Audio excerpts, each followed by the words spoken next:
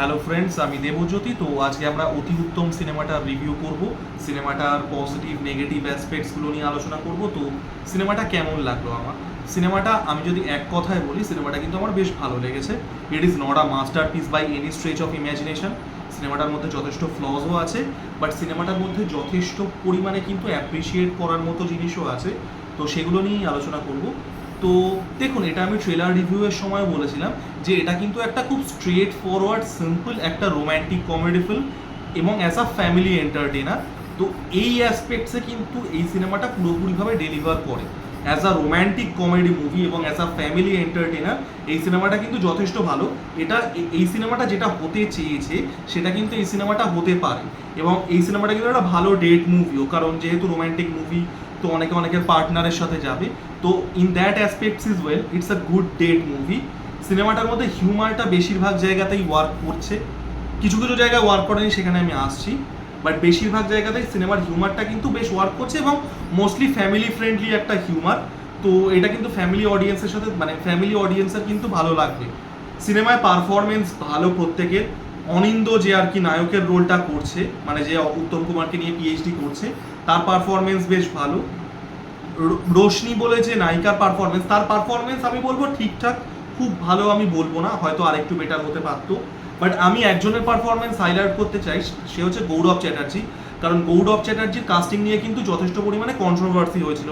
প্রচুর লোকে বলছিল যেহেতু উত্তম কুমারকে নিয়ে সিনেমা, তাই উত্তম কুমারের নাতিকে কাস্ট করা হচ্ছে অ্যাজ আ টোকেন। এটা টোকেন কাস্টিং ডিসিশন।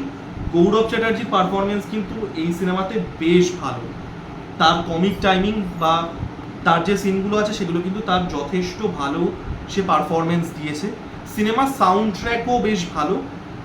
এবার দেখুন, সাউন্ড ট্র্যাক দু রকমের হয়। একটা হচ্ছে গানগুলো যেগুলো আপনি আইসোলেশনে শুনলেও খুব ভালো লাগবে, আর আরেক রকমের সাউন্ড ট্র্যাক হচ্ছে যেটা হয়তো আপনি আইসোলেশনে শুনলে হয়তো অতটা ভালো লাগবে না, কিন্তু সিনেমার মধ্যে যখন গানগুলো আসছে, সিনেমার কনটেক্সটে, সিনেমার পিকচারাইজেশনে, তখন গানগুলো শুনতে ভালো লাগছে।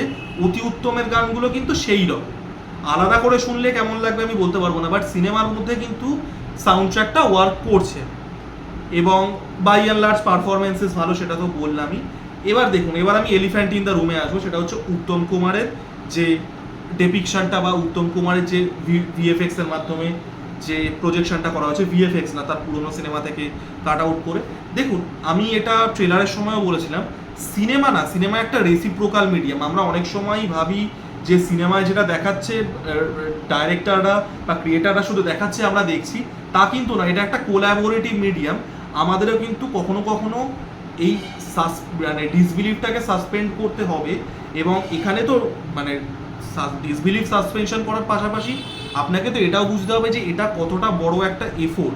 হ্যাঁ, ফুটেজের কোয়ালিটি খুব ভালো না, কিছু কিছু সিনেমার ফুটেজের কোয়ালিটি ভালো, নায়ক বা হারানো সুর, এগুলো আপনারা দেখলেই বুঝতে পারবেন, সেটা ট্রেলারেও জায়গায় জায়গায় স্পষ্ট হয়ে গেছে। ফুটেজের কোয়ালিটি তো খুব ভালো নয়। এবার আমাদের দেশে আর্কাইভিংয়ের অবস্থা কীরকম সিনেমা সবাই জানেন। তো সেই হিসাবে প্রচেষ্টাটাকে কিন্তু প্রশংসা করতে হবে। হ্যাঁ, কোনো কোনো জায়গায় একটু জারিং লেগেছে, যেহেতু উত্তম কুমারের পুরোনো সিনেমাগুলোকে জুড়ে জুড়ে করা হয়েছে, তো কোথাও গিয়ে জাম্প কাটস চলে এসছে, র্যাপিড কাটস, একটু জারিং হয়ে গেছে জোর, মানে সিনগুলো যোগ করতে গিয়ে। তো সেই জিনিসটা হয়েছে, উত্তম কুমারকে বারবার মানে বিভিন্ন পোশাকে, বিভিন্ন অ্যাভাতারে দেখতে হচ্ছে, তো সেটাও কোনো কোনো জায়গায় গিয়ে জারিং। বাট অ্যাজ আ মানে শুধু মানে এফোর্টটার জন্যই কিন্তু সিনেমাটাকে দেখা উচিত। কারণ এই যে এফোর্টটা, এই যে টেকনিক্যাল মানে যে অ্যাপ্রোচটা নেওয়া হয়েছে, মানে কোনো একটা অভিনেতার পুরোনো সিনেমা থেকে কেটে কেটে তাকে একটা নতুন সিনেমায় আনা, এটা কিন্তু এই টেকনিক্যাল ফর্মে গোটা পৃথিবীতে হয়েছে বলেও আমি জানি না। তো সেই হিসাবে এটাকে কিন্তু অ্যাপ্রিসিয়েট করতে হবে। ফুটেজের কোয়ালিটি ভালো না, সেটা তো আপনারা ট্রেলারেই দেখেছেন। আমি এটার পেছনে এফোর্টটার কথা বলছি, এবং যেটা বললাম যে কখনো কখনো কিন্তু আমাদের অ্যাজ আ দর্শকও কিন্তু ওই ডিসবিলিভ সাসপেন্ড করার ব্যাপারটাকে আনতে হবে। তো এই গেল positive. Overall it's a very enjoyable family movie. Humour work করছে, অ্যাজ আ রমকম কাজ করছে। এবং যেটা বললাম, উত্তম কুমারকেও আপনারা বড় পর্দায় দেখতে পাবেন। ফুটেজের কোয়ালিটি যা যেভাবে প্রিজার্ভ করা হয়েছে সেইভাবেই, এটা মানে এটা নিয়ে কিছু করার নেই। এবার আমি আসবো নেগেটিভ অ্যাসপেক্টসে। এবার দেখুন, এই যে সিনেমার যে বেসিক কনসেপ্টটা, একটা ছেলে একটা মেয়েকে ভালোবাসে, সেই ছেলেটা সেই মেয়েটাকে ইমপ্রেস করতে পারছে না, এবং ইমপ্রেস করতে না পারার জন্য সে কি করছে, তার যে আইডল উত্তম কুমার তাকে ডেকে আনছে। এটা অন পেপার একটা ভালো কমেডি কনসেপ্ট, কিন্তু এই কমেডি কনসেপ্টটা ভালো হওয়ার পাশাপাশি কিন্তু it's a very very thin concept, খুব ওয়েফার থিন একটা কনসেপ্ট। এবং এটা কিন্তু সিনেমার প্রগ্রেশনের সাথে সাথে মানে স্পষ্ট হতে থাকে যে এই যে মানে কনসেপ্টটা, সেটা কনসেপ্ট লেভেলে আবারও আমি বলবো as a comedy concept it's good, but এটা প্রচণ্ড থিন। এবং এটাকে কিন্তু মানে অনেক জায়গাতেই মনে হচ্ছে যে স্ট্রেচ করে বড় করা হচ্ছে। এবং সেকেন্ড হাফে কিছু কিছু মানে সিনস আছে বা কিছু কিছু হিউমার আছে যেটা ল্যান্ড করে না। দেখুন একটা মানে এই জাতীয় সিনেমাতে, যেটা আমি আবারও বলছি, যেহেতু কমেডির যে কনসেপ্টটা সেটা খুব থিন, তো সেটা অ্যাকচুয়ালি ফানি হওয়া মানে ইনটেনশনালি ফানি হওয়া আর আনইনটেনশনালি ফানি হওয়ার মধ্যে কিন্তু লাইনটা খুব থিন। এটা কোথাও কোথাও সেই জিনিসটা হয়ে যাচ্ছে, কোনো কোনো জায়গায় হিউমারটা ল্যান্ড করছে না, কোনো কোনো জায়গায় কিন্তু ক্রিঞ্জও লাগতে পারে আপনাদের ক্ষেত্রে। তো এটা একটা বিষয়, বেশিরভাগ জায়গাতে হিউমারটা ল্যান্ড করে, কিছু কিছু জায়গায় বিশেষ করে সেকেন্ড হাফে, এটা আমি বলে দিচ্ছি, আমি ডিটেলসে যাচ্ছি না কারণ স্পয়লার হয়ে যাবে, এই একটা বিষয়। আর সেকেন্ডলি দেখুন, এই সিনেমাটা টেকনিক্যালি আমি যেটা বললাম ইন টার্মস অফ এফোর্ট এটা কিন্তু দুর্দান্ত একটা প্রচেষ্টা, বাট এই সিনেমাটার যে কনসেপ্টটা, এই সিনেমাটার স্ট্রাকচারালি আমি বলবো স্ট্রাকচারটা অন্যরকমভাবে করা উচিত ছিল। কারণ দেখুন আপনারা তো মানে ফুটেজের কোয়ালিটি বা বাংলা সিনেমার বাজেট, টেকনিক্যালিটিস, এগুলো নিয়ে আমরা হাজার একবার আলোচনা করেছি, আর করার কোনো মানে হয় না। এই সিনেমাটার যে অ্যাপ্রোচটা হওয়া উচিত ছিল বলে আমি মনে করি, সেটা হচ্ছে উত্তম কুমার কেন্দ্রিক সিনেমাটা হওয়ার কথা উচিত নয়। এই সিনেমাটা হওয়া উচিত ছিল অনিন্দ এবং রেশমিকে কেন্দ্র করে, কিন্তু হয়ে গেছে উত্তম কুমারকে কেন্দ্র করে। উত্তম কুমার এই সিনেমাতে স্পেশাল অ্যাট্রাকশন হওয়া উচিত ছিল, Uttam Kumar should have been the cherry on top. But সমস্যাটা হয়ে গেছে সিনেমাটা উত্তম কুমারকে কেন্দ্র করেই হয়ে গেছে। এবার সেটার পেছনে কারণ আমি বুঝতে পারছি, আপনি একটা মানে সিনেমাকে প্রচার করছেন উত্তম কুমারের, মানে উত্তম কুমার আছে এবং উত্তম কুমার যদি যথেষ্ট পরিমাণ স্ক্রিন টাইম না, মানে উত্তম কুমারকে যদি স্ক্রিনে যথেষ্ট পরিমাণে না দেখা যায় বাঙালি দর্শক পচে যাবে, তো সেগুলো কারণ আমি আছে বুঝতেই পারছি।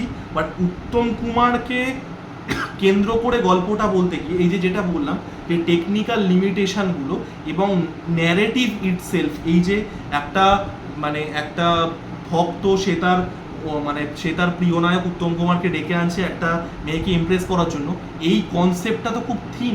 এটা কিন্তু সিনেমার শেষের দিকে গিয়ে কাইন্ড অফ এক্সপোজ হতে থাকে, বড্ড বেশি স্ট্রেচ করা হয়ে যায় এই ইয়েটাকে। তো এইগুলো আমার নেগেটিভ লেগেছে। তা বাদ দিয়ে আমার যেটা বললাম overall it's a enjoyable film, আমার মোটামুটি ভালোই লেগেছে, মোটামুটি না ভালোই লেগেছে। It's a good date movie. যেটা বললাম যে সেকেন্ড হাফে কোনো কোনো জায়গায় আমার জন্য হিউমারটা কাজ করে না। আর এই সিনেমাটা যেভাবে প্রেজেন্ট করা হয়েছে, উত্তম কুমারকে হয়তো অ্যাজ আ স্পেশাল অ্যাট্রাকশন হিসেবেই দেখানো উচিত ছিল। তো যাই হোক, সেটা মানে ভালো মন্দ মিশিয়েই হবে। But overall in terms of the effort এবং ফাইনাল প্রোডাক্ট, এটা কিন্তু একটা সাপোর্ট করার মতো এবং দেখার মতনই সিনেমা। আবারও যেটা বললাম যে হিউমার মোটামুটি clean, it's a nice family film, nice date film. তো ফ্যামিলির সাথে যান, পার্টনারের সাথে যান, সিনেমাটা দেখুন, এনজয় করুন। আর আমার ভিডিওটা কেমন লাগলো জানাবেন, লাইক, কমেন্ট এবং সাবস্ক্রাইব করে আমার পাশে থাকুন। ধন্যবাদ।